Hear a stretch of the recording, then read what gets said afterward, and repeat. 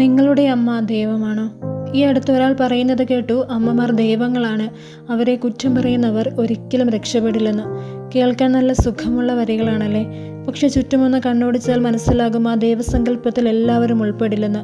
സ്വന്തം വഴിവിട്ട പ്രണയങ്ങൾക്കും താല്പര്യങ്ങൾക്കും വേണ്ടി പിഞ്ചുമക്കളെ വഴിയരികിൽ ഉപേക്ഷിച്ച് പോകുന്ന, അല്ലെങ്കിൽ അവരെ എറിഞ്ഞു കൊല്ലുന്ന അമ്മമാരെ നമ്മൾ ഏത് ദൈവത്തോട് ഉപമിക്കും?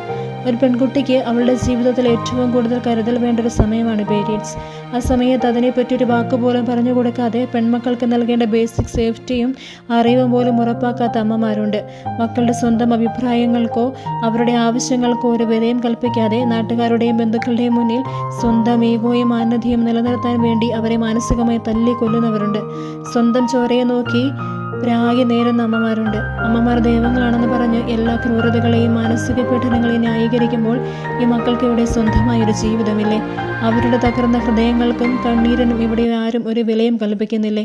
മാതൃത്വം എന്നത് പ്രസവിച്ചതുകൊണ്ട് കിട്ടുന്ന ബഹുമതിയല്ല, അത് സ്നേഹത്തോടെയും കരുതലോടെയും സ്വന്തം മക്കളെ ചേർത്ത് പിടിക്കുമ്പോൾ കിട്ടുന്ന ബഹുമതിയാണ്.